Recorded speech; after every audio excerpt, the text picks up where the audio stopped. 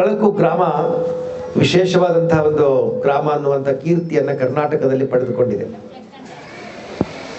ಈ ಊರಿನ ಹಿರಿಯ ವಿದ್ವಾಂಸರಾದಂತಹ ಪ್ರೊಫೆಸರ್ ವೆಂಕಣ್ಣಯ್ಯನವರು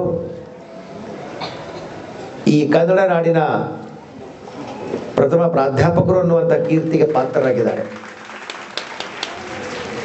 ಅದರ ಜೊತೆಯಲ್ಲಿ ಶ್ಯಾಮರಾಯರು ಸುಪ್ರಸಿದ್ಧ ಕಾದಂಬರಿಕಾರರಾಗಿ ಈ ಊರಿನ ಇತಿಹಾಸವನ್ನು, ಈ ಊರಿನ ಹೆಸರನ್ನು ಕರ್ನಾಟಕದ ಚರಿತ್ರೆಯಲ್ಲಿ, ಕರ್ನಾಟಕದ ಸುವರ್ಣ ಚರಿತ್ರೆಯಲ್ಲಿ ದಾಖಲಿಸಿದ್ದಾರೆ.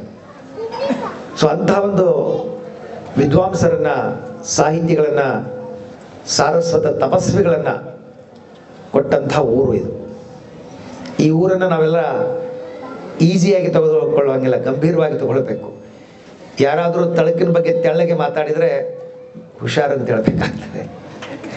ನಮ್ಮೂರ ಬಗ್ಗೆ ನೀವು ಅಷ್ಟೊಂದು ಲಘುವಾಗಿ ಮಾತನಾಡ್ಲಿಕ್ಕೆ ಹೋಗಬೇಡಿ. ನಮ್ಮೂರಿಗೆ ಈ ಒಂದು ಘನತೆ ಇದೆ, ಈ ಗೌರವ ಇದೆ.